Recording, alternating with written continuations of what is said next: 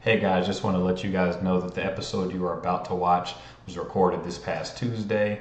So before some basketball stuff went down, especially with KD and the finals, and just in case there was any transfer stuff that may have been updated since then. Hope you guys enjoy. Hey guys, how's it going? Welcome back. Finally, after a little hiatus, we are back. The Glue Guys podcast, episode 35. As we all know, the Adam Morrison episode. That's what he wore in Charlotte. One of the best players to ever play for that franchise, which is crazy. He might be the most decorated player to ever play for that franchise because he did win that ring in LA. So, Chad, why don't you tell the people how we're doing today? Man, hard to compete with that Adam Morrison intro that Ethan just gave. I'll also point out that there's a guy who's been in the news recently by the name of Kevin Durant who's worn 35 at certain points in his career. So, although I think he's on the I think he's wearing 35 in Phoenix. So I think the only time did not wear 35 was when he was 7 in Brooklyn, which I can't wait to not to even get started here, but I can't wait to figure out what we're gonna talk about KD's career as. When we're in our 40s, how will he be So, remembered? Especially in depending on how this next trade goes for him, which In feels inevitable. retrospect, when people talk about him, especially people that didn't watch him, like you said, when our kids finally get old enough and they're like 15, they come up to us on a scale 1 to 10. How surprised are you when your 15-year-old son comes up to you? He's arguing with his friend, and then they both come up to you and they go, "Dad, tell so and so that Kawhi was better than KD." How shocked are you gonna be? Um, well, I would have to say pretty shocked because I would assume that I would have taught my son enough, son or daughter. So let me not be too specific. Would have taught my son or daughter that what to value, and I think one of the things you have to value is consistency. And I think if you just have a consistency conversation, it's not even debatable between Kawhi and Kevin Durant, who's been more consistent over the past 10 to 15 years. But then you'll hear other people, if you say the Kawhi Kevin Durant argument, yeah, to me that's absolutely fine. I think it's a little disrespectful to KD, but at the same time, some people think it's oh, of course, Kawhi's right there. The thing I'll have a problem with is when I'll hear people be like, "Man, KD was better than Braun," or something like that, or "Oh man, KD was better than Curry," and things like that. And I don't, can't agree with that at all. So, I don't know. But again, there's still whatever the Kevin Durant book is, there's still one more chapter left to be written, and I think it's why it's his move this summer is the most fascinating. Because let's be honest, he's, if we just want to do the quick KD timeline, he leaves OKC in 16. Fine, completely understand. Didn't want to be didn't want his third option on offense to be Andre Robertson, depending on the possession. So I got it. Goes to Golden State, does his thing there. We all understand what that was. Look at you repping the KD Cup, by the way. Exactly. And then he gets his rings, and he probably gets 3 rings if he's healthy. He definitely gets 3 rings if he's healthy. Let's be honest. Now they were beating that Raptors team. I actually won't even hear the argument, to be honest. And then goes to Brooklyn, and it's and then kind of nothing has just happened. It feels like we've just been in a malaise for the last 5 years. So, what do you think about his? I didn't even kind of have this as an idea of what to talk about today. We don't, just to let everyone know, Ethan and I did not come up with a outline or anything. I texted him 15 minutes ago and was like, "Hey, you want to record?" And he was like, "Absolutely," and we were just off from there. But what do you think of the KD possibilities as far as the teams I'm hearing most right now are Miami,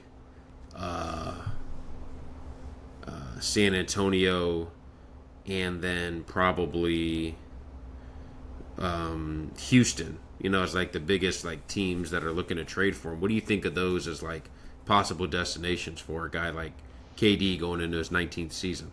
I mean, ranking those as far as who I think would be the most fun for me personally, I would think San Antonio 1, Houston 2, and then whoever Miami 3 for sure. Because expand more on San Antonio at 1.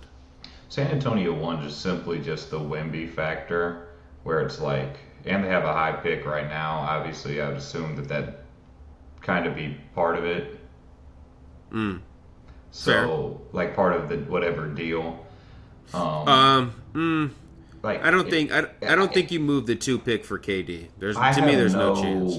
Like gauge of what player value is in terms of the draft, because there was that weird like 2-3 year period where it was like you literally had to give up your entire draft for a decade to get any all-star. Yeah. And then there's also been times recently where it's like, oh, you actually just had to give away 1 first for like a borderline all-star player. And so I don't really know what that is in relation to, I mean, obviously I know KD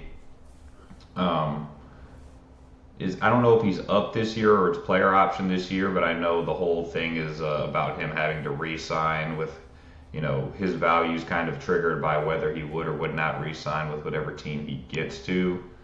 But I just think the fact that... Yeah, just to clear it up, he's under contract fully for 1 more year, and then whatever team trades for him would be able to extend him for 2 years and $122 million, which I would assume he would want immediately. Yeah, sounds awesome, right?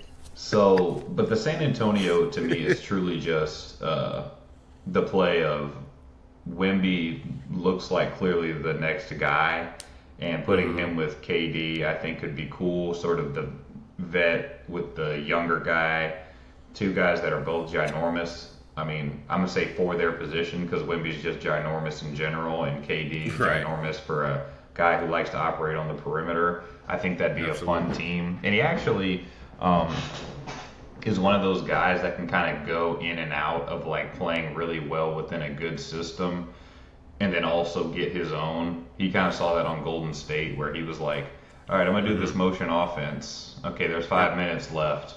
Just give me the ball, and I'm just gonna score.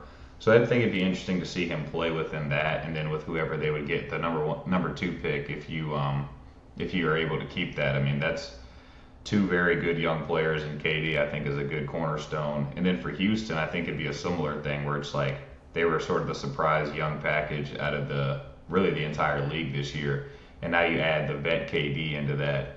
Again, depending on what you have to give up, it's hard to really assess what it is before you actually see the physical trade. And then Miami, I'm just tired of, to be honest, like the whole Heat culture and them like just winning games for no reason and stuff like that. I don't want to see that anymore personally. Yeah, and I completely agree with you on the Miami. The Houston and San Antonio, I kind of agree with you as well, though I would actually flip-flop those 2 just because I agree with you. I think Wemby and, most likely Dylan Harper is going to go to freshman point guard out of Rutgers. I think that's a better like building block cornerstone type of thing. I just don't know if you're KD, are you like, cool, we got a 21-year-old in Wemby, even though he's already like probably a top 10 guy in the league. We've got a 21-year-old guy in Castle, and then we've got a 20-year-old or 19-year-old guy in Harper. Like, awesome. That's what I'm looking to hitch my wagon to as I try and kind of write this last chapter in a way that has me leaving the game on a positive note. Versus like Houston, where I think he has more, they at least have the playoff experience from this year. Like, I'm not even sitting here saying Houston's like a veteran-laden team or anything like that, but it's just like San Antonio has guys that can't even legally drink that are like going to be in their closing group, like multiple of them. So that would be the only reason I would maybe flip-flop those 2, because I think if you're KD, you can't be like, all right, cool, in 3 years this team is going to be this, because like then it's like you know, is it even realistic to expect KD to even be in the league in 3 years? I don't know. You know, LeBron's kind of rewriting the rules, but is that just the LeBron rules, or is that like the actual rules? I think it's something that's because you know and we actually talked about this a little bit as far as like the NBA still kind of holding on to Steph, KD, LeBron as like the the marquee guys basically, even though they're kind of fading in their careers. I think the thing is like,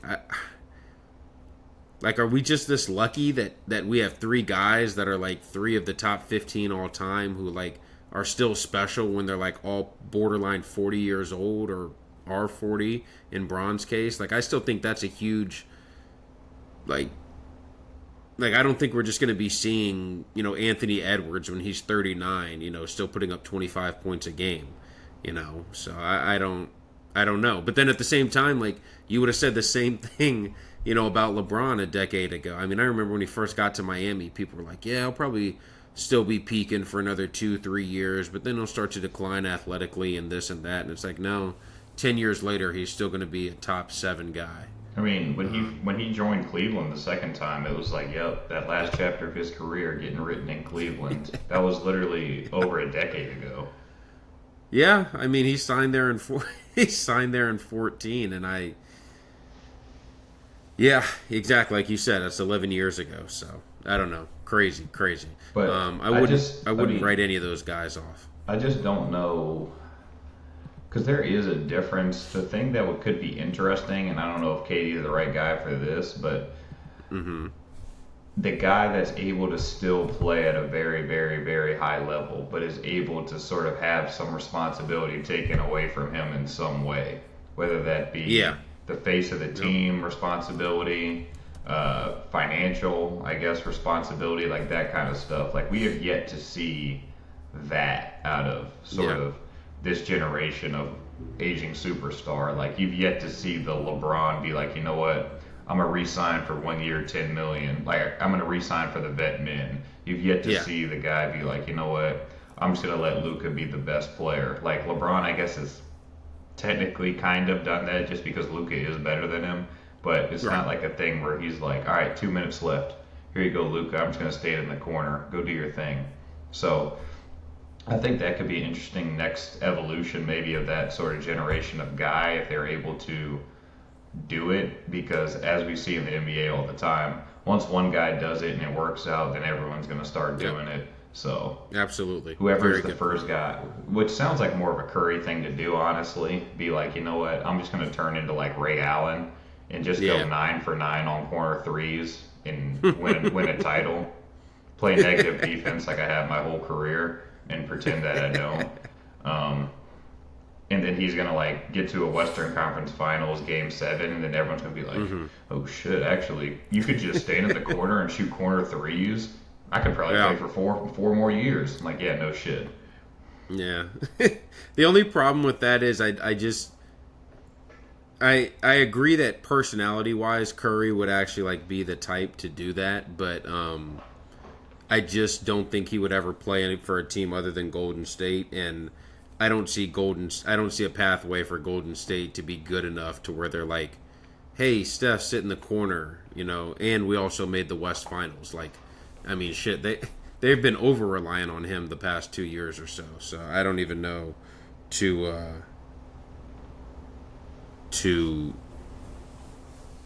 like, I don't even see how that would happen. They have Jimmy Butler on their team now, and they do, and they've got Draymond still. Don't worry about that.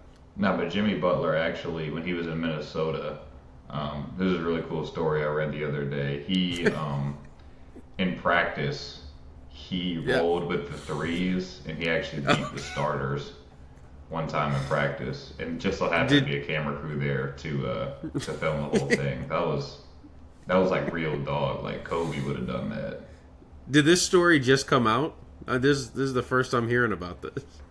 I think it must have. Like, I think they actually must have done like some sort of 30 for 30 on it. Is what happened. Yeah. So that's how I knew Cat didn't have the dog, that he needed. I like that. That's good. real quick, just to kind of wrap up some NBA, just because I feel like we don't do a whole lot of it on this podcast. Where are you leaning? We're recording this, we should say, Tuesday, June 17th. I thought the OKC win last night was kind of awesome, because it looked like they were just about to piss that game away at the end of the third and beginning of the fourth quarter. McConnell's hitting fadeaway jumpers in the paint, and it's like, oh my God. Is this guy going to get a max this summer? Is McConnell going to get a max this summer? Who knows? Desmond Bain needs a backup. Needs a backcourt partner now that Cole Anthony got shipped out. So right. Yeah. What guys does Orlando need to trade away to clear cap to give McConnell the max? And then Jalen Williams just kind of took the game over in the fourth quarter and just started making huge shots. And I thought he was the guy the whole playoffs where it was like, hey, if OKC is going to really be as good as we think they could be, or as good as their regular season profile showed, Jalen Williams is going to have to take a step up in the playoffs. And he has the last 3 games. So what do you think the end of this series looks like? I mean, I think OKC is definitely going to win it. I mean, I don't want to get too conspiracy theorist and bitchy, but, for obvious reasons, it looks like they're going to win. And the good news is it won't go on SGA's resume as a ring, because one of his teammates stepped up in a big spot. So Yep. That is the rule. I was thinking, though, like, just because, with the Jaylen Brown winning the Finals MVP last year, and then... I tell you that the 15, the Iguodala over Curry, like, to this day is still something. If you think about it once in a while, it's like, wait, go ahead, hit me. My favorite future topic that I'm either going to tweet about or whatever about is it's not he won it over Curry. It's just not. You're saying he won it over LeBron? Yeah. Because I get it, I truly do. Yeah. Like, you should give it to the guy on the winning team. Yeah. But it's like when a dude on the other team is literally like 35, 12, and 8. Yeah. And the series was at least somewhat competitive. Yeah. The fact that the series went to 6, I mean, that should have given it to somebody already. Yeah. I'm telling you, I truly think, and that's a great point to bring up, I truly think if they end up taking it to a 7th game, like, then he, and of course, assuming LeBron plays just as well, as he did in the other 6 games, like, I think he has a really legitimate, he already had a legitimate case, but I think he probably does end up winning it if they end up taking him to 7 and then they lose. Because there was also just, like, I know Curry won the MVP that year, so it's not like you can say people were shitting on him, but, like, it was not like, there wasn't like this Curry love fest.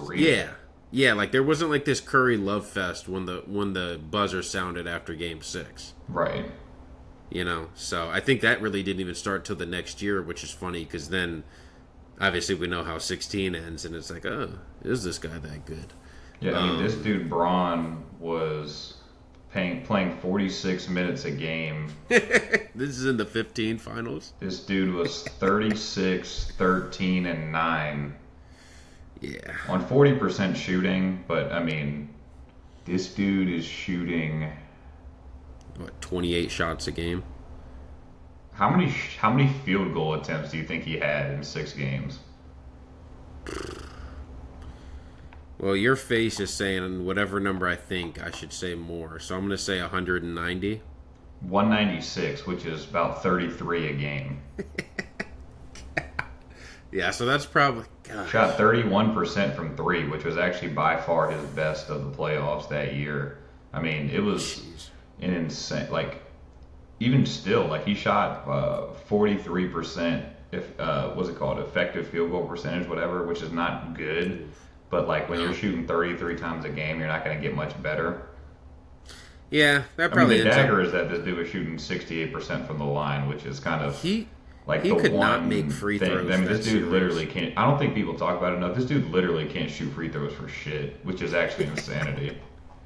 Like, he's actually a better 3-point shooter than free throw shooter. Not statistically, but like based on average to what his percentage is. Now it's always funny, like I don't know. I feel like we were talking about like just the picture you have of athletes, like for whatever reason, De Bruyne, top right, whipping that ball in or whatever. Like I'll just always have this memory of LeBron in a Lakers jersey, like Lakers will be up, let's say 2, and LeBron gets intentionally fouled with like 10 seconds left.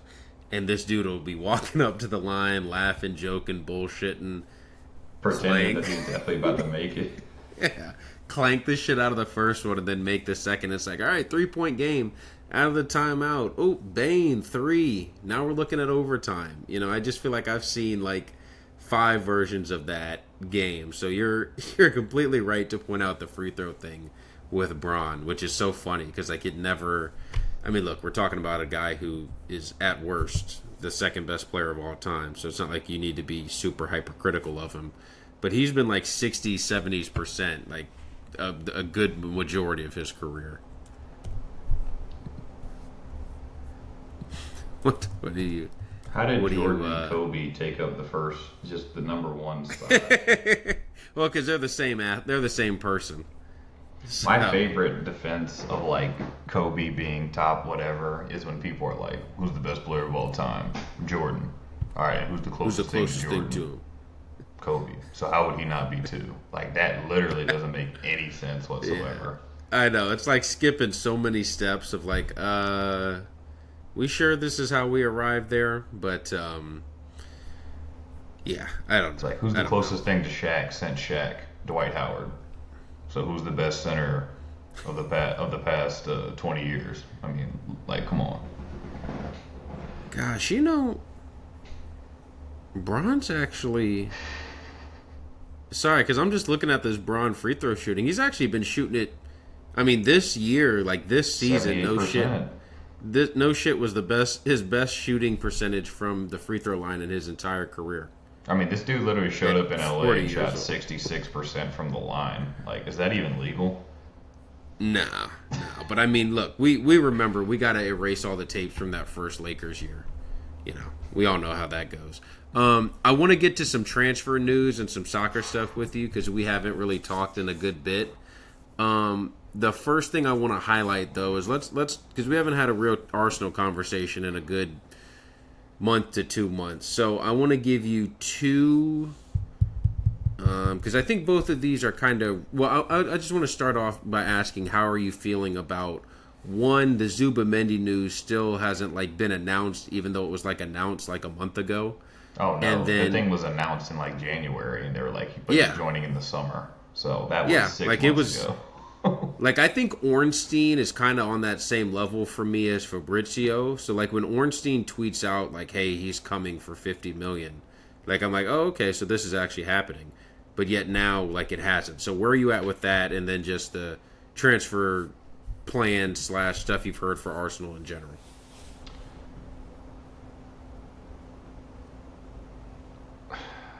I still feel good about the Zubamendi just because of the types of sources that have been reported on it. Like, it's not like Madrid zone is like, actually, Zubamendi's head's been turned by Real Madrid. Like, it's not anything like that. So I still feel pretty good about it. But the whole transfer thing overall, I don't think people realize... And this is going to sound really elitist, especially for someone that isn't European and doesn't know everything about the game. But I think people forget like how transfers work, I guess. And they're like, June 17th, you haven't gotten all your deals done. It means you're not doing anything. It's like, what? Like, what are we talking about? The window's still open for like 2.5 more months, and people are pretending like it's a literal crisis if we don't do every single one of our deals by the end of this week, basically. And it's just like, let's just chill. Okay, even if they get done by August 1st, that's still pretty early. I know it's not an entire preseason with the entire squad, but still having 3 weeks to get, in with the squad and in with everything. I mean, obviously, I'd like them to get done as soon as possible, and it helps to calm everyone's nerves. But, like, just chill for a second. I think because the only team that's really, like, gotten their business done has been, like, Liverpool. Cheaters. Who? No. I was gonna say the cheaters. Chelsea? Who's that? Well, Man City. Oh, City, yeah, City and Liverpool. I've gotten their stuff done, and the good news is that Liverpool don't really spend money, so I'm good that their underdog story is still holding up. If they sign Isak, I zero times I ever want to see any Liverpool fan talk about like transfer budgets ever, because that would literally be like 280 on 2 transfers. Yeah, I mean, I don't think there's any way that would even be possible at this point. Well, it's because To every other club in the world gets a one-time bailout by Saudi except for Arsenal. I don't know if you know that. Oh, you're saying they'll come in Darwin. and be like, "Hey, Nunez, here's 60 for him." Yeah, exactly. Because literally, I swear every single club. Well, actually, United hasn't gotten saved by Saudi yet, so I'll give them a. They were praying, they were hoping that Casemiro, they were going to take that Casemiro contract. I mean, like, I'm trying to think. I mean, shit, the freaking Neymar fee was like Yeah, 90. what? 90, and then of course that was, remember the rule that came out that year was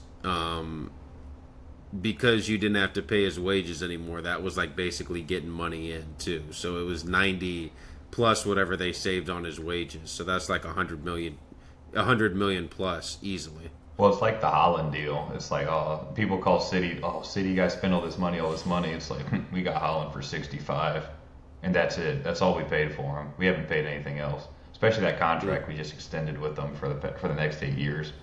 He's on pennies. Yeah, I tell you, that's actually a great point to bring up with the Liverpool thing, because like, let's actually talk about the Wirtz deal for a second. And like, I don't even want to be like, I really like, well, I mean, like, I don't even know if I could say I really like Wirtz. I like Wirtz. Like, I think he's a good player. I think he's a really good player. And I think he's probably going to end up coming to the Prem and doing really well. Now, do I think he's going to be the best player in the league? No.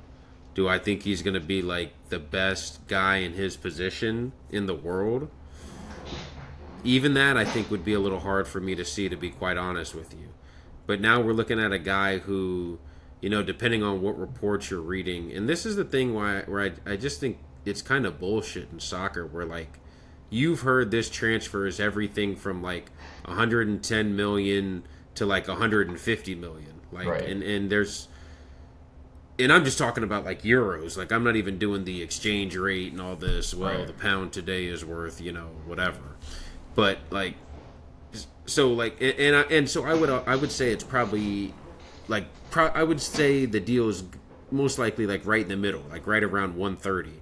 That's Right. a whole bunch of money. So like, what do you even think that deal is going to be, or what the player even is? Yeah, I mean, because the way people judge transfers is really And sorry, not to cut you off, but just to add, and there apparently I was seeing Swiss Ramble was reporting that he's going to be making like £300,000 a week. which, So, based on like, their club history, probably their highest, at Earner least a ever. top 3 earner. I'm Well, just gonna you say would at think least. Salah is probably on. I mean, there's. It'd be hard for me to imagine he was on more money than Salah, but like anyone else, yeah. Yeah, exactly. So, but and the way that we judge transfers is really solely based on the value for money. Once you get like north of 80, it really is like, is he worth X amount of money? Because, I mean, our favorite list of all time, the 100 million plus club, like that just puts a different target on your back. You can be a good player, a fine player, but as soon as you hit 100 million, it's just like, you're judged on a completely different scale. I mean, you look at some of the guys on there. That's why I've always, even this year, sort of hesitated to rate guys like the Chelsea boys, those 2 Chelsea midfielders, because it's like, are they good players? Yeah. Would I like them to play for Arsenal? Of course. Would I like to pay like 230 million combined for them? Absolutely not. There's no Right. way in hell. Like, they're good players. I'd rather have one Declan Rice for less than either one of those guys.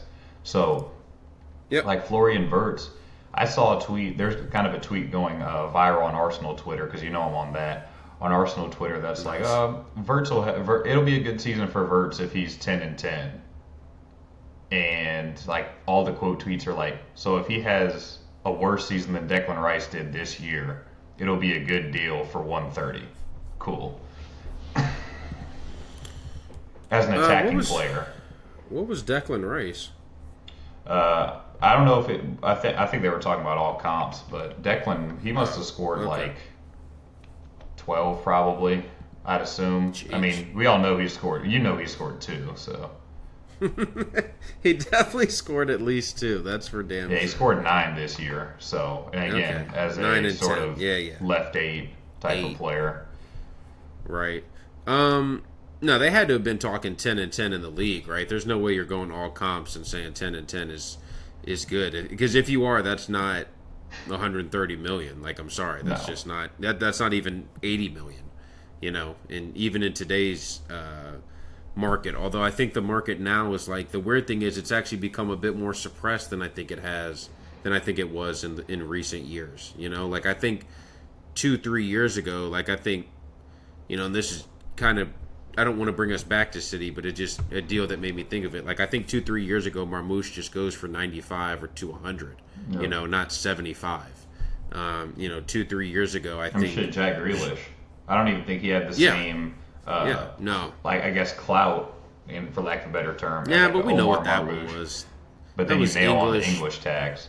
Yeah, exactly. But even then, like changing, I mean, comparing the Marmouche deal to Grealish, like the price tags, and just saying that's only English tax, I don't think that'd be accurate. You're right. No, you're absolutely right. You're absolutely right. But yeah, so I think like Verts will come in, he'll be an automatic starter, I would think. I mean, the question is like, so what is it like? Gravenberch, McAllister Verts? and Verts. Yeah. And so now Szoboszlai, who was your main signing last summer, is just on the outs. He's a Harvey Elliott. Like, he's a left Harvey Elliott now. Yeah, that's like the weird thing is like, you know, and I'm not sitting here telling you Szoboszlai wasn't even like a guaranteed full-time starter for Liverpool this past year. I think it was kind of like a rotation between him and Curtis Jones for that number 10 spot for the most part. Right. You know, in some games where you really were playing some weaker teams, maybe Gakpo had a chance to play that spot too. Yeah, it's kind of funny. Going into last year, their sort of thing was like we don't have a strong midfield, over the past 2 years, I guess, like we don't have a strong midfield, or we don't have a lot of midfielders. And now they have like 7 that actually legit need games. Like Endo and Gravenberch are like the 2 DMs. Not saying that Endo needs to play every minute, but he's not just like a cup guy, like a guy that you can just play in the FA Cup and then whatever. I mean, you could, but he's the only other one that's like a defensive midfielder. That's definitely what Slot thought of him. And then it's Elliott, Jones, Szoboszlai, Verts, McAllister. And then, I mean... Yeah. I mean, I think at this point you're probably thinking you're moving on from... I'm seeing a lot that it's most likely going to be moving on from Harvey Elliott, I would think, who I kind of feel like has been kind of overrated throughout this whole, like... Ever since he broke through at... Fulham. You know, he made his... was that who he made his debut for? He was like 15. Yeah, made his debut for Fulham, but then had that sort of breakout championship campaign for Blackburn. Yeah. Okay. Yeah. Exactly. So ever since then, it's been like, oh man, watch out for Harvey Elliott. Watch out for Harvey Elliott. Just the classic, like since you made your debut at X age, you're just going to be a great player. Right. And he's a guy who, like, I struggle to figure out, like, okay, is he a right winger? Is he a 10? Is he a right-sided 8 and a midfield 3? Like, I don't think he's really any of those 3 things. Don't really want to play him on the right. Don't really want to play him at the 10. Don't really want to give him a paycheck. Yeah, exactly. So he seems like the classic need a move guy. And then, but yeah, those other 6 guys, like you said, like Liverpool went from having nobody to having, you know, I don't want to say they're over. Like, I don't think you could ever say you have too many midfielders necessarily. But like you said, like they have like 6 or 7 guys. And even though I made a face at Endo, I guess when you really talk about his age profile and the fact that they just brought him in like, a year ago, you're right. Like that profile of a player is a guy who you are looking to give minutes to as much as you can. Right. Just like Slot decided early on last year that it was like, all right, I'm going to play the 15 guys I want to play, and everybody else can just, have fun wearing the jersey. And then that's not even counting the fact that Vicetich is coming back from loan. Who I tell you, I'm just going to say it. Someone will end up getting him on a really good deal, I think. Like, I just think he's a hell of a player. I could see that being a lead signing, to be honest. Like, if you could get him for like 25, 30, I actually think that dude's a hell of a player. So I mean, I don't know. He's kind of too good for that kind of move. No, he is. He 100% is. But I don't think it would be. I mean, maybe it's a loan. Maybe you're right. Maybe it's just a loan into the Prem where he's going to like. But it's like at that point, why are you even loaning him out? Like, I'm not going to say he's the same age. He's definitely younger, but it's not like he's going to be the replacement for Gravenberch one day. Like, what are you even doing? Yeah, with but him maybe at that point it's as like a deep lying player. Like, he's definitely not going to fill a more attacking role. And I guess you could have him with Gravenberch as like a rotation between the two. But apparently, Gravenberch was like the greatest midfielder in the history of the league last year. So I don't know why we're not sort of moving around him rather than like having a guy that's a similar position to him, even if they don't play in similar ways. That's fair. No, I was just thinking of it more as like, hey, let's get him a Premier League move or a loan in the Prem, so then that way we can boost his value even more. So then all of a sudden he gets like a, like a Spur. I feel like Spurs is always the example of like what's a top move, like, but yeah. a top move, but not a really a top move. Where he's going to like, play a big right, move right, where a he's top actually move, but someone who can actually use him. Yeah, exactly. Or like even, I mean, this maybe I'm just being stereotypical because he's Spanish, but like, him in like an Atleti midfield or something like that, like. Koke's not getting any younger, and my God, did he look terrible in that PSG Atleti game in the Club World Cup. Which, by the way, did you know that it's hot in Los Angeles in June? Well, I know it's cold in Spain most of the time, so... I mean, Llorente coming out and saying, I couldn't play on this, and I'm like, dude, are you serious? Like... You're a fucking professional athlete. Excuse my language. Did someone ask him if he knows where the World Cup is next year? I don't think so. Okay. I don't. Because I got really bad news for him if he's in that group where that's going to be playing in Mexico for the entire group stage. Yeah, he's probably going to wish he was back in LA at that point. So, see, like when I'm looking at Bicetich's profile, I'm kind of like. He's a weird... He probably looks like a nothing midfielder, I'm sure, through his profile. His only greens are successful take-ons and every defensive statistic, which he was playing for Las Palmas, so it's not saying like that's what he's going to be. But, right. I mean, hell, 99th percentile in blocks, that means he's a boy. Guess who's the highest?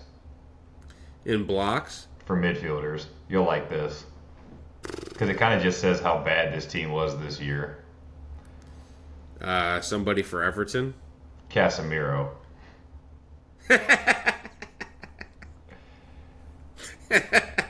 I do like that. 2.5 blocks a game is insanity for a midfielder. I gave him shit. Casemiro was actually okay for United, in the limited times where they actually looked okay.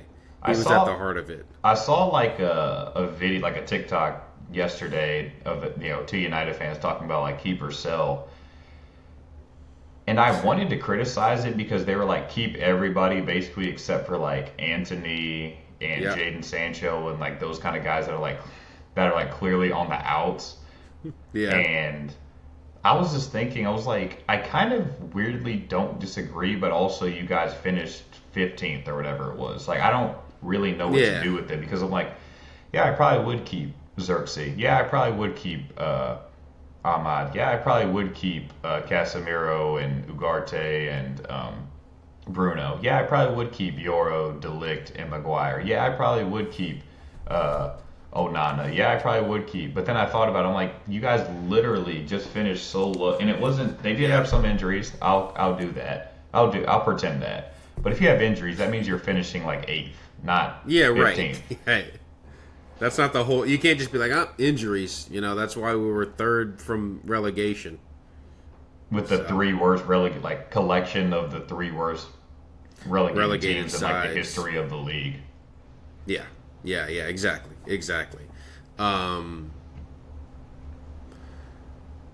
Yeah. Really quickly, what do you think Jeremy Frimpong is going to do? That's another one where, when I watch him, I mean, obvious, I don't know that it's obvious that he was signed on as a Trent replacement, because a couple things that I've heard from some people who are maybe definitely more plugged in than me, but they were saying that there's a decent chance Liverpool could be playing some 3 at the back next year. So if they're doing that, then okay, that makes a lot of sense. My question is, who the hell are your 3 center backs? Because I don't like. So if your answer is Joe Konate, yep, I'm good. Yep. Nat Phillips, he's coming back this summer. Exactly, and that's the thing. When you can't even get to a 3rd center back that I'm like in love with. I mean, it's literally like Endo, I guess, or Kwanzaa. Gomez, maybe, is he still there? What year is this? Yeah, exactly right. So they would have to sign like another center back that a starting level center back, not just another center back. Right. Yeah, I was gonna say it can't just unless be like they a really rotation love guy. Kwanzaa, which they. Well, might. I can tell you right now, Slot does not. There's no way in hell he does, because he started him that first game, played him 45 minutes, and then banished him to Siberia for 6 months. So there's no way he that's the thing I respect about Slot, is he made it clear very early, like, hey, these are the guys that are really going to be part of something. These are the guys that aren't, and Kwanzaa was part of the is not. So, I mean, he still played 25 games last year, like this past season. Is this all comps? All comps, which is not. There's no way that was more than 15 starts, though. That I don't have that information in front of me. Oh, okay, gotcha. Yeah, I mean, you're right. 25 games is, especially for a guy who I think is still only like 21 years old. Like, it's not like he's 22 years old. Yeah, it's not like he got banished to Siberia the way I said, but he did only start 4 Premier League games, played 500 league minutes. So. I think we still agree. He played enough to get into Tuchel's first England squad. So that was crazy. To be fair, Miles Lewis-Skelly also got into that squad. So he's apparently ass. So yeah, I don't know about that one. So to wrap this up on Arsenal, what are we like? Just because I do want to bring it back to there. So. What's the hit list? The hit list is get Zubimendi all the way in. So Zubimendi finished up. You got to get in. We need a left winger, and we need a center forward. And I would like a right. I don't know. We're like committed to just playing 4 center backs, so I would like a right center back / right back type of player as well. Juan Foyth. Actually, now that I think about it, maybe a left back / left center back type of player. Because I just thought about it, and I was like, I kind of forgot that Ben White existed because he was hurt for so long. Yeah, and true. So if our you would just want Ben White and Timber. I say if our right-sided options are Ben White, Timber, and Saliba, I kind of feel good about all. I'm just saying, like, that whole right side of the defense. I kind of feel good about all 3 of those guys playing in really either of those positions. Obviously, Saliba's not going to ever play at right back, but I feel good enough about Ben White having to fill in at right center back, and I'm sure in certain games Jerry and Timber could too. Like if we're playing against a 6'5" center forward, like if we're playing against Chris Wood, probably not. But if we're playing against like Neil Maupay, I'm sure he'll be fine playing center back. But like at left center, on the left side of the defense, when you're looking at like Gabriel, Calafiori, and Miles Lewis-Skelly, Calafiori could do either, but he's the only one that could do either of those 3. So I've heard Hato. Your boy from Ajax sort of linked with us, and we kind of have that Ajax connection. He's going to be good on the ball and athletic because he's a smaller center back, sort of maybe a little bit bigger than Jury and Timber, but still that sort of profile where you're not quite center back size, so you have to be athletic enough to sort of cover for that. So I would really like that. As far as left wingers are concerned, honestly, the two that we're linked with most are Rodrigo and Nico Williams. Wouldn't mind really either of those. I would honestly prefer Rodrigo, but that's a personal thing. I have, I think Rodrigo is the better player. He's probably going to cost a bit more, but I think he's a better player. I do have a perfect. This is awesome because I had two kind of questions, one about the left wing and one about a center forward. Okay, hit me. Because for both position, I feel like there are kind of three premium names where it's like if you're a top team, you're kind of choosing between these players. And we're kind of talking about the same teams. Arsenal, Chelsea, kind of Liverpool-ish maybe. Apparently Newcastle was in the market for a left winger for some reason. Right. You guys can give us Anthony Gordon if you really are desperate to get him off your hands. Right. So here's the three. We'll go to the three center forwards first, since we haven't touched on that position at all. I don't even mean to make this specifically Arsenal, but just you're, sporting director of X club, and all three of these guys are going to be around similar-ish money.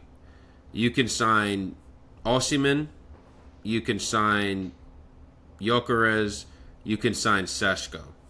Give me kind of your quick thought process on each guy, or like what you're kind of comparing there. Is what I finally convinced myself of Gyökeres. Like I finally was like, all right, this will be good because. Right as Arsenal kind of pulled out. I say the reason I was kind of out on him is just simply because of what his price tag was. Like they were talking about him like in January, right after he scored that hat trick or 4 goals against City or whatever it was. It was like, yeah, £100 million striker, and I was like, yeah, I'm good. Yep. But now that it's kind of tempered back toward like 65 to 70 sort of range, now I kind of convinced myself of him because I like his natural finishing ability, and honestly, all you really need to do to score 15 to 20 for this Arsenal team is literally just be able to walk and chew gum. Kai can only do one at a time. So just if you're 6'2" and can walk and chew gum, you can basically score for 15 pretty easily for this Arsenal side. And then Sesko has now become more of the front runner. Big, athletic as shit, can hit the piss out of the ball, that kind of a thing. And it's kind of weird because I don't really see his skills being translated into what we do. Like maybe you could say his athleticism is going to allow him to score, 7 or 8 headers in a season due to both our set pieces and the amount of times that we're able to, Bukayo Saka just does it. He just does his fullback 2-3 times a game. So maybe off stuff like that. Yep.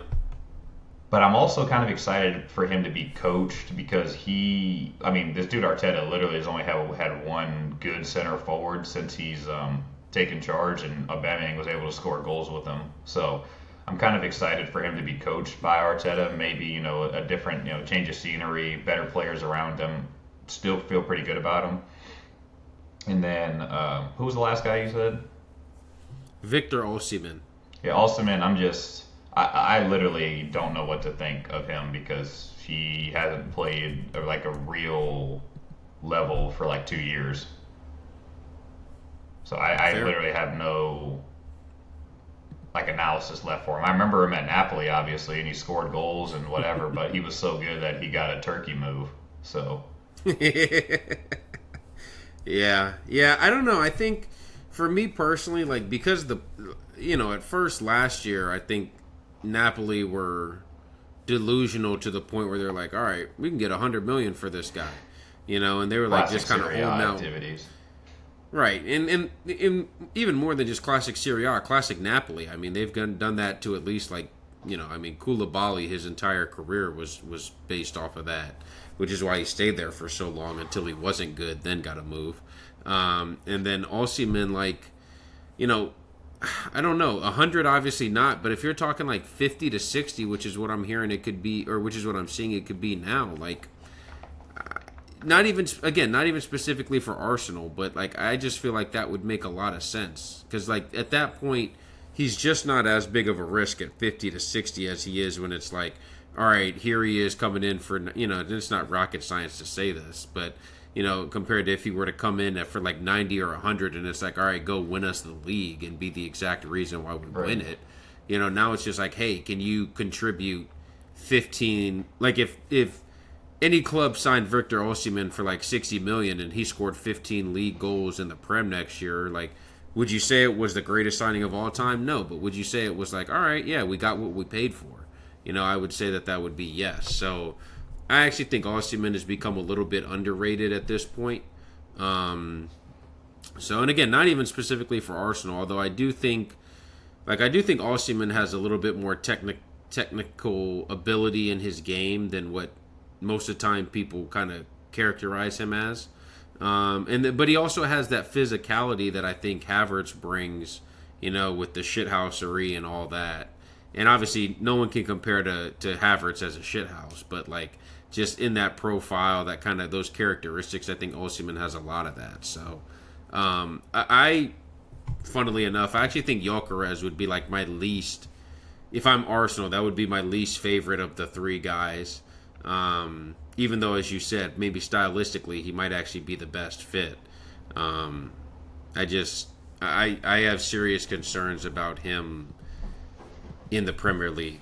The thing that I like about Gyökeres too is I remember when he first came like to more prominence at Coventry, and I know bringing up championship stuff from like 4 years ago. No, but that's when his name first really kind of when his name really first came about. So I'm with you. But I'm kind of remembering him as kind of like a guy that was a little bit of both, like a goal scorer and a creator. Like he was one of those guys that was like more of a 15 and 15 guy than just like a 25 goal scorer. And now obviously he's taken that to a completely different level now that he's, scoring 40 goals a season for like the past 2 years. But he's a guy that has shown that ability in the past to be a true creator. If we look back here, championship 17-5, championship 21-10. So he's not one of these guys that's just I stand in the box, I shoot ball, I score goal. Even like going way back, when he's in the second Bundesliga 7-4. He's been someone that's been fairly creative. Even not this past season, but the season before in Liga de Portugal 29-9. This past year 39-8. So he's not a guy that's just I'm in the box, I tap things in. He's a guy that can get involved in interplay, and when I say this name, people are going to be like, how the hell can you call this guy the same player? That's one of the things that I think is really interesting about Desiree Doué that I think sort of unlocks the PSG side, or even like Ousmane Dembele, where it's like, yes, they're good. Like Desiree Doué is a very, very good winger, but what unlocks the whole side is that he's willing to come in field and just be involved in build up, and it kind of allows other things to happen. Now Hakimi can get higher up the pitch now because that whole flank is open. And now, other things, if you think of it in the context of what Gyökeres may be able to do, if he's able to drop a little bit deeper or just find little half spaces, now Declan Rice is getting into the box. Now Mikel Merino can get into the box. Jesus, maybe freaking Martin Odegaard could even get into the box, God forbid, and score a couple of goals this year. So he may just change the profile of how we play, because right now Kai is just like, I'm just going to stand on the center back, hit it into me, I'm going to like dick it down to somebody, they're going to like slip someone in behind and maybe we can score, or I'll just hit it in with like my right nipple or something like that. Whereas we have a guy like Gyökeres who maybe could be the initiator of some things. Maybe, Saka's goals go up by 3. Whoever that left wingers is, goals go up by 3. Declan Rice hits 10 in the league. Martin Odegaard goes back to being a decent goal scorer. So it might just change the profile of the team rather than just being a better version of Havertz. Fair. No, I like that. And you kind of did when you brought up his creation ability. That is probably the thing that you're selling yourself on with Gyökeres, if you're kind of talking about him in the room as like the guy that you would want, because that makes a lot of sense. I got 3 names now for the left too, and this one is really not Arsenal specific, because I think Arsenal are really only in on one of these guys. This is maybe even more so of just a straight up Chelsea segment, because Chelsea have kind of been linked on and off with all three of these guys.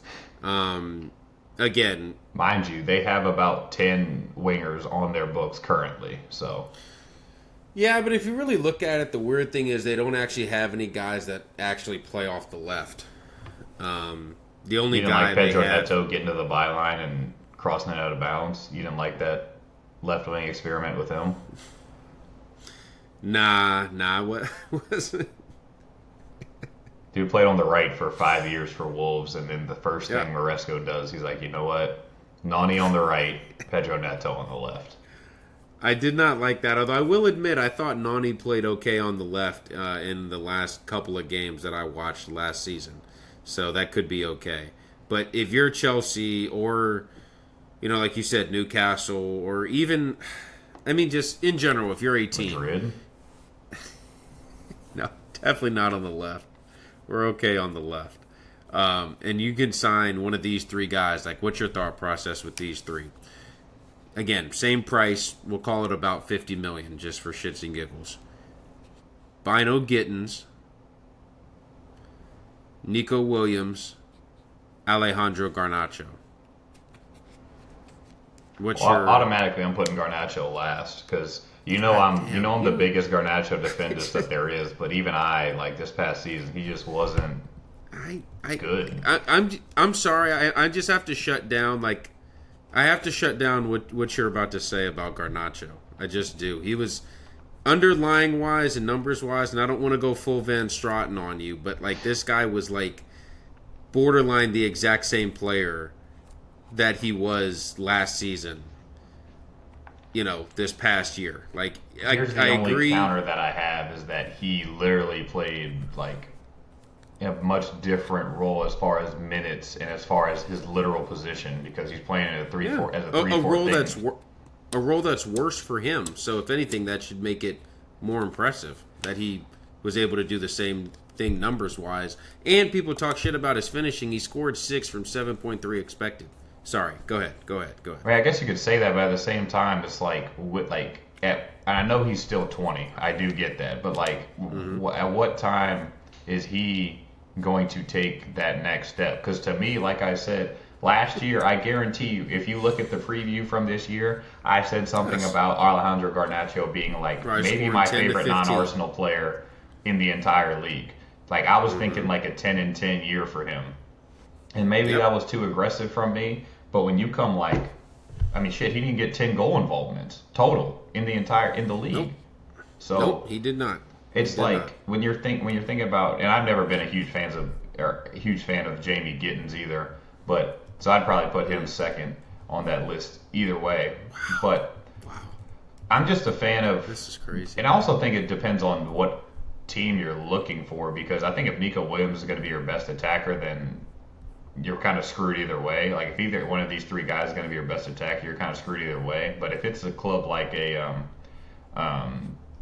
Newcastle, where everyone is literally game planning for Alexander Isak the entire time, and then you can just kind of get in behind and score weird goals and whip the ball in and things like that. I could easily see Nico Williams for a side like that getting 15 goal involvements, which isn't amazing, but I think it's better than what those guys would get.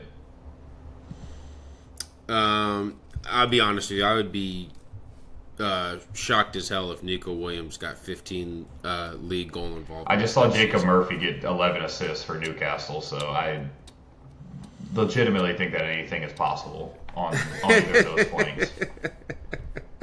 Sorry, 12. I just saw Jacob Ramsey, who was listed on FB Ref as a defender, forward, midfielder, get 20 goal involvements for Newcastle.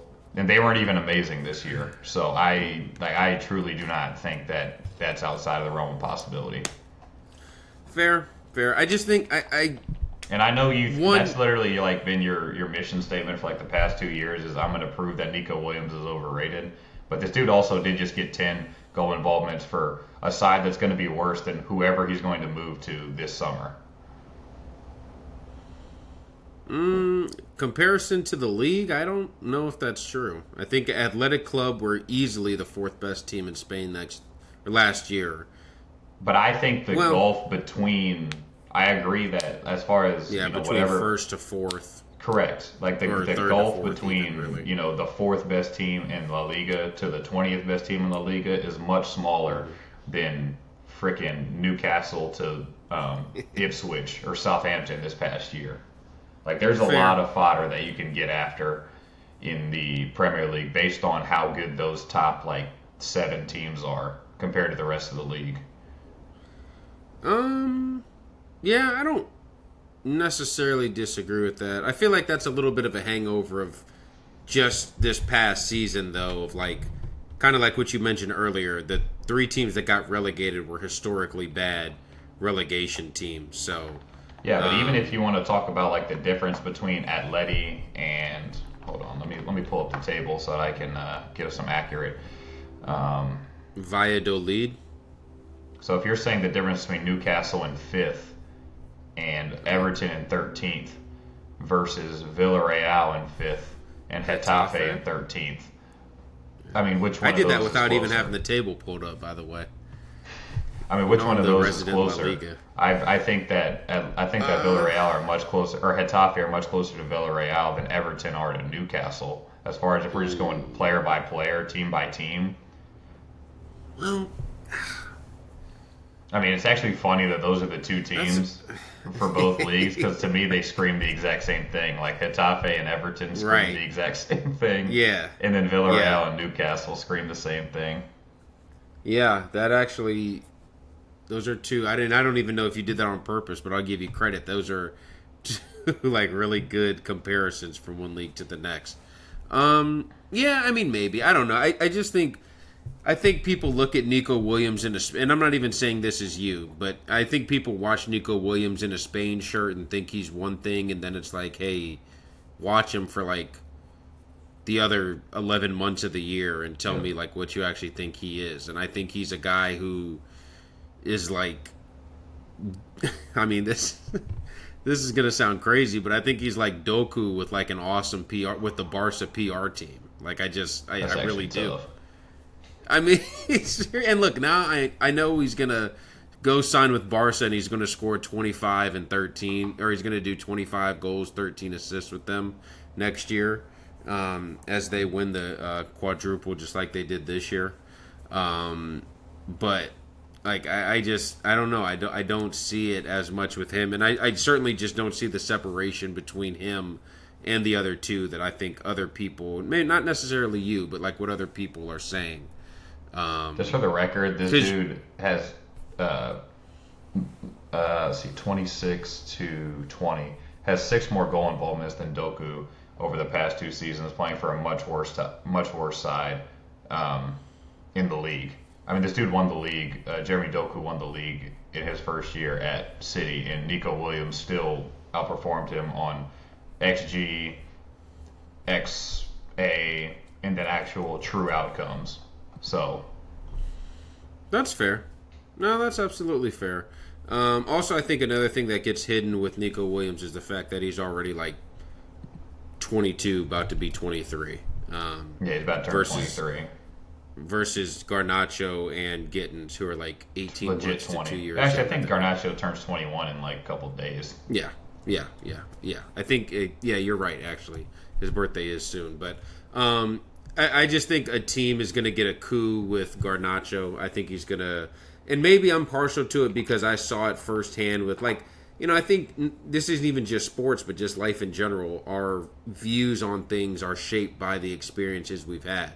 And I remember watching Vinny come in from Flamengo, or I think that's where he came from, as an 18-year-old and have no idea what to do as soon as the ball got under his feet. And then I saw him as a 19-year-old, and he had no idea what to do when the ball was on his foot. And then I saw him as a 20-year-old, and it was like, oh, he almost kind of knows what he might want to do. And then I saw him as a 21-year-old, and he just, like, all of a sudden, it just kind of really started clicking for him in a way that was, like, something that would have been completely unexpected if you had watched him his first 3 years. But he got so many minutes those first 3 years, and he got so many reps those first 3 years, and so many opportunities to go at guys, and so many opportunities to take shots and create chances and do this and do that, that by the time he actually, the mental side of it was able to catch up with the physical side, it was a great player, and I'm not comparing those two as far as like Garnacho is going to be Vinny because he's not nowhere near the same pace wise, and I think already at this age he's probably he definitely is already a better 2-footed player than Vinny. So I'm not even comparing them stylistically, but just the evolution of the young winger to be the best winger on the team. I'm disappointed in you. Oh shit! Talk to me. Underrating I'm not going to go flat out to call him a pace merchant, but the fact that his entire game revolves around how quick he is and being like, that's the type of jump that Garnacho can take when he's nowhere near as athletic. I just don't think you can underrate that. That's like, Raheem Sterling the only reason he ever made any of those jumps is because of his athleticism. And that's the same thing sort of with Vinny. And I think if you're taking a guy like Alejandro Garnacho, you kind of have to be either like just a wickedly smart player or like an amazing finisher. And I'm not saying that's going to be that's impossible, but I don't think his footballing IQ has at least developed at this point to where it looks like he's going to be one of those players that's just like super smart and just going to win with his brain. Yeah. And at that point, you have to be so good technically, because like, what kind of ceiling are we talking about for him? Like, it sounds like you think that he could be like a legit title-winning winger within the next 12 to 24 months. Garnacho? Yeah. No, I mean, maybe not in the next 12 to... like 24 to... And that's what I'm saying as far as like who's signing 3, him. It's 4 like, years. If you're saying Chelsea want to sign him, I guess, or Newcastle want to sign him, I guess, but like if you're talking about like the next level of club, I don't know if you're Arsenal, why are you taking another? I'm not going to call him as far as much of a stretch as calling him like a project, but if you're any big club looking, I guess if you're Arsenal, you don't win a trophy, haha, joke. But if you're looking to win a trophy this year, like a big one, like the Champions League or the league, whatever league that is you're playing in. I don't understand why you would take a look at a guy like a Garnacho who doesn't have elite athleticism and hasn't developed another true elite, again I say elite, not good, elite skill in his arsenal yet. He's not an elite finisher, he's not an elite creator. I guess you could say he's an elite 2-footed ball striker, but like what even is that? He's pretty elite at getting shots off. That'd be about as far as I could go with Garnacho from the wing position. But I don't know. But I think you can really say that about all three of those guys, which is why I grouped them all together. Like Nico Williams, in your mind, you say, oh, yeah. No, he's so elite fast, athletically. I've seen guys hold their own against him very... Like, I've seen right back... And look, obviously I'm not going to sit here and be like, oh, because he didn't... I think we make the mistake sometimes... Right. Or that, or even just like, oh man, this one duel, he didn't win every single duel in a game against Carvajal or something like that. I mean, apparently Noon Menj is Lamine Yamal's father now, apparently. So that is true. That is true, which is, I was so happy that Portugal ended up winning that shit over Spain. Just not even for any reason other than I would have just had to hear, oh, Lamine Yamal, 17, he's won everything. He's done everything except score 10 goals in La Liga. And now he needs to be handed the Ballon d'Or. So I'm like, okay. Which, I mean, look, I know that conversation's still going to end up happening somehow anyway, even though he didn't win the Nations League and then was invisible in that second leg against Inter. But it depends on what he does literally the day before the ceremony, because I know that's how it works. It's if you literally score like the goal of the year in like November, then it's like, shit, this dude's. What if he scores a hat trick against Dortmund the day before the ceremony, and the announcers say, "Yep, this is his Ballon d'Or ceiling moment," and then he comes in second the next day? Well, it depends. Is he not even close to as good as the player that wins it? Well, I can assure you, Lamine Yamal won't be. Yes, I will say yes. He's not as good as the person that wins it. Yeah. All right. Well, that makes sense. I mean, Well, I mean, I'm gonna have to again, like 20 years down the line, whatever social media is the thing. Then I'm gonna have to make my video about like how ridiculous the response to Rodri's Ballon d'Or was, because for 10 years, for 15 years, people were bitching. Oh, this is just a forward award. This is just whoever scored the most goals award. This isn't about the best player. Cannavaro was actually a real winner because he's a real Ballon d'Or because he's a center back. And then a non-forward won it, and everyone's like, what the fuck? How can a defensive midfielder be the best player in the world? Hey, who was your favorite player to watch growing up? Pirlo? Cool. That makes sense. I'll say this. If it comes down to Vitinha versus Yamal for the Ballon d'Or, I'd rather just give it to Yamal at that point. I'd rather just cancel the ceremony. I'll let Perez have his way with the building that they're holding the ceremony in, because I know how he does. Yeah. No, if it came down to those two, then I mean that would be worse than, because like. I mean, when I saw Jorginho standing on that stage that one year, that's when I fucking lost my shit. That's exactly what the blueprint is. I mean, especially now that Portugal won the like that's why I just wanted someone. That's why I honestly just wanted Germany or France to win the Nations League, because I felt they had like no outstanding player that's like, this is what's sealed for. Although, I mean, if France would have won it, it would have been like, I couldn't have waited. Score X amount in the league. No, fuck no. It would have been well. I mean, Doué did score a brace in the final, and like that would have been ignoring the fact that the dude was like a bench player in the first half of the season. Look, I like Doué, but I'm just saying, like, I can like him, but still not think he should be in the Ballon d'Or conversation. Well, the good news is, too, I mean, we all know who's winning Manager of the Year. That guy that just built a team from nothing into Champions League winners. Like, he basically took Southampton to the Champions League final in a year. Hey, man, that's what I'm saying. That's what like that 80 million that they spent on Joao Neves. Yeah, that was nothing. No, that deal was 60. I remember that. I'll remember that like the name, or like it's my middle name, because I will forever consider that the best deal. I know you're frantically looking it up right now. I am telling you, don't even waste your time. That was a 60 million euro transfer. That's why that was the best transfer. 70 million euros. That's what it was. You're right. It was 60 plus 10. It was 60 plus 10. So, yeah, but that was still like... But even, I mean, we go to the Kovacic... It was the Neves for 70. It was worth way more than that. Renato Sanchez went the other way. My bad. 72.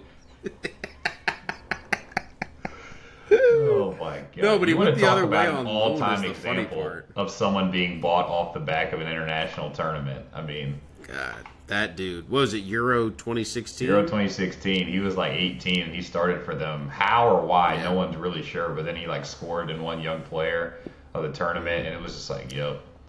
And then classic, having a thing on your Wikipedia that just says age controversy is like all time stuff. him and Makuku are probably brothers. They're both born in 1995. Makuku might be his uncle. I mean, that's actually the funniest thing of all time now, that this dude's just like a mediocre forward in Liga. Not even mediocre, just whatever forward in... For Nice. In Liga, and this dude was like supposed to be the greatest striker in the history. German striking prospect of all time. Yeah. I'll still never forget when that dude made his debut, because I was like... That was like peak me being green, where I was like, oh... Like I said, like anyone that makes their debut at 15 or 16, you just automatically assume is going to be the greatest player of all time. Exactly. It's like that striker, that AC Milan striker. What's his name? Francesco Camarda. Correct. Yeah. It's like, yo, this dude's going to be this, that, and the other. And now, to be fair, that dude's still like 17, but it's like, come on, man. Yeah. Okay. Before we wrap up, I do want to get some. I want to get some material for us to cut out at a later point and be completely wrong. So give me like give me a couple of transfers that you think would actually have a chance, like are actually going to happen, but are actually at the same time surprising as well. Like big name guys. I'm not talking Kieran Tierney joining Celtic. Well, that was a big one. Can I quickly ask? Oh, I would love you to. Did I miss the last Ligue 1 forward that got a move to England and did well? The last Ligue 1 forward. So the last guy from France that got a move to the Prem and did well. We talking Eric Cantona? Probably. Probably, unfortunately. What'd you say? I said probably, unfortunately. Yeah, I mean, I can't. Why? Who specifically are we? Come on, Or we do all you have know. in mind with that question? The internet's new favorite footballer. Because in training he scored a sick goal where he took a touch and then lobbed the goalkeeper. Oh, Ryan Cherky? Yeah, and he scored admittedly insane goal for France that the other day. France-Spain game. Yeah, I don't know. I go back and forth on Cherky because, like, I think he will be good, but I don't think he's gonna like rip up trees and be like. I mean, they signed him for like 35. Like, I think he's gonna be. He's gonna end up being. £35 player. Well, no, I think he's gonna end up being a bargain for that, but I don't think he's gonna end up being like the best player of all time, or like, you know, he's not gonna be. Man City don't need to worry about finding some space on the training ground for like a statue of him. I'll say that. Like, they don't need to. They don't need to start working on that design for him. So, but yeah, give me a guy or two who you think.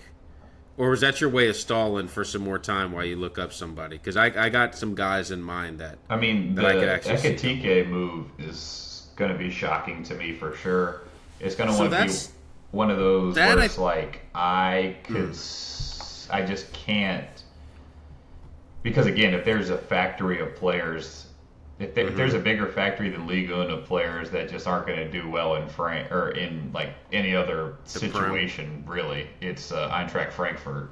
So, like, if you want to talk about the two places I would never buy a forward from, it's France or Eintracht Frankfurt, because, I mean, shit.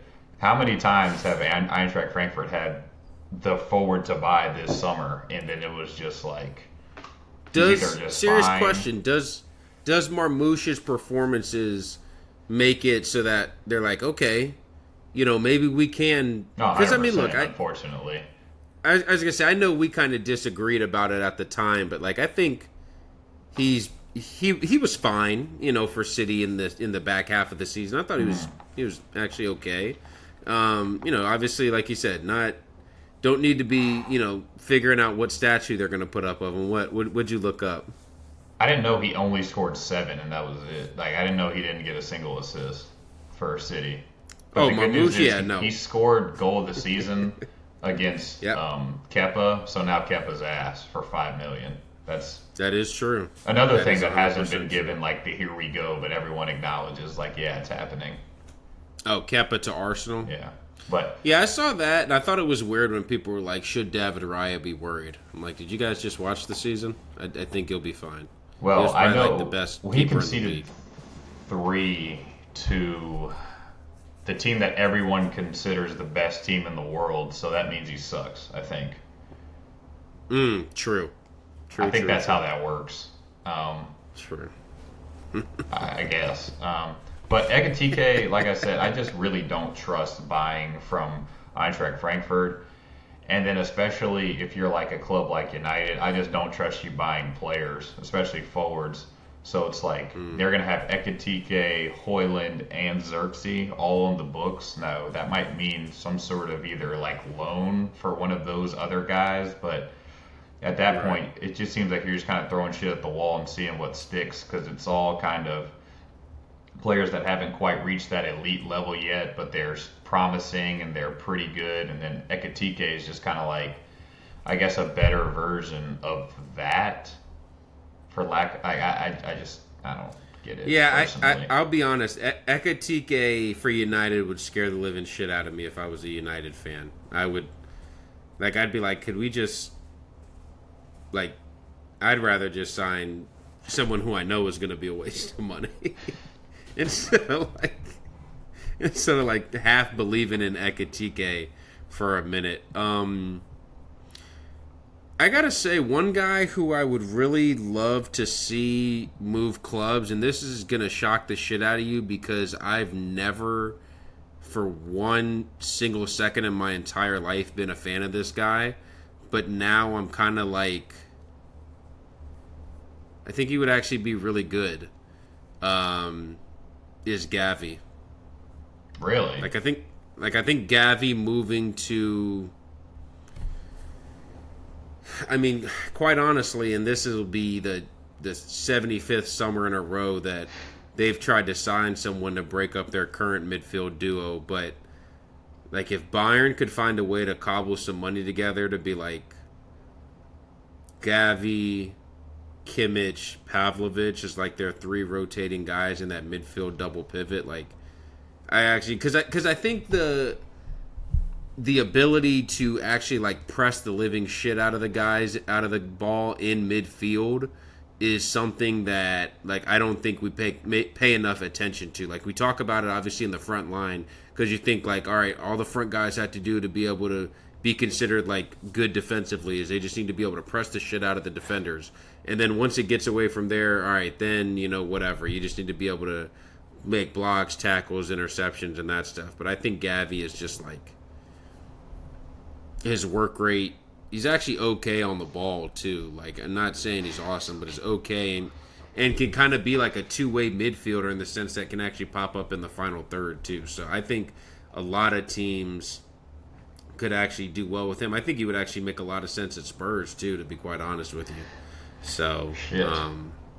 I know this is crazy. I'm throwing out, and there's probably no chance he would move. But God, if Barca, like, imagine if Barca could actually like get some money and then be like, hey, let's go buy two guys or something like that. I don't know. What do you think Kim could get up to this summer? I'm the wrong person to ask because I'm just not a. Like, I think Bayern need to. I remember we did that episode episodes ago. I was gonna say a couple of weeks, but a couple episodes ago, where where it was like guys that need a move, and I think I had Kim on there because I feel like his time at Bayern has been underwhelming. They make the Ta signing, so I think Ta and Upamecano is probably going to be like your starting center back pairing next year because I think Upamecano was actually pretty good for Bayern last year. For Kim, I think you're getting 30 to 40 at most, probably like 30 to 35. I think actually Napoli would probably take him back for 30 because they need a center back pretty bad, and I would assume have some money to spend since they got rid of Kvaratskhelia and really didn't sign anybody. Well, shit. So I guess they were apparently in for Garnacho. Yeah, for 50. Yeah, I think that's more dependent on what they're able to offload Osimhen for. Personally, because I think they really, really need a center back more than anything. Like, that would be even above signing a Garnacho. I think a center back is like their number one priority signing. But yeah, I think Kim 30. I mean, I could actually even see maybe Juve kind of getting in on that signing. Inter if they have some money. Like, just the classic who's who of Serie A. I think is what Kim. I think Kim struggles like running. Really, I think he just struggles with running. Yeah. I like chasing guys. So I would want to see him in Italy, lower block type of thing, where he doesn't have to turn and run as much. I think would make the most sense for him. Why did you have someone in mind with that? Trying to figure out what his price tag is. Definitely not. He's just a weird type of player where if you become elite the name I'm about to throw out physical is going to be weird, and people are going to be like, how the hell could you compare him to him? But you're like a Harry Maguire type player, but you get so good at it that you accidentally get a move to an elite side. Then you just can't do it because like elite sides just don't allow you to just sit on strikers' backs and just win headers and hit the hell out of people. Like, you actually have to be able to play, which I'm not even necessarily saying either of those guys can't, but A, you have to be able to play, and B, you have to be able to eat ground or just be like so good to where there's just no ground to have to cover, which is very like a guy like a John Terry. a guy like a John Terry in the past became very, very good at that, where it's like he played in a lot of space, but he actually became so good that he never made it a foot race. So it's just one of those things where it's like he's actually best off at like a overperforming side rather than like a truly elite side. Yeah, no, that makes sense. That actually makes a lot of sense, because I could definitely see Kim's name being one that moves this summer for sure. All right, one last guy. If you were to say this guy either should move or is definitely going to move. One last guy who either is going to move or should move.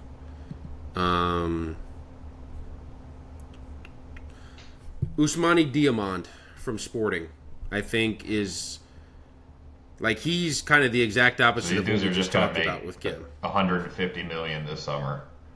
Oh, Sporting? Yeah. They're gonna double the club's value in like 10 months. Yeah. Between the Kenda, Diamond, and then Gyökeres deals. I think Diamond, the thing that's awesome about him is he's so fluid. He and when I say this, you're gonna be like, is this awesome? He to me is the same profile of prospect that we had with Dio Upamecano when he was coming out of RB Leipzig and Salzburg. Super physical, and I'm not just saying this because he's a black center back either, because like I think Diamond is actually really, really good on the ball as well. Like really, really good, not only in short passes, but is really good at line splitting ground passes. Sorry, that was hard to do.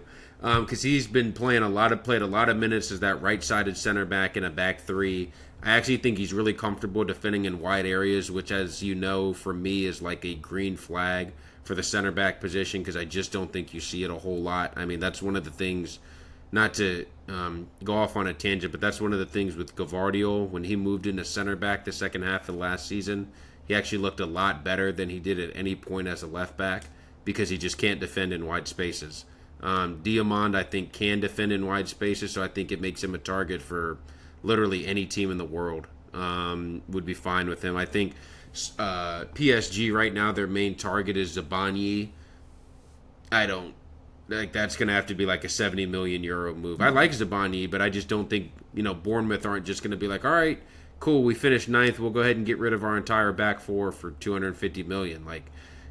So, and to be fair, Sporting could be saying the exact same thing, where they're like, hey, I'm not just going to get rid of guys just because. But we've seen PSG do a lot of shopping in Portugal.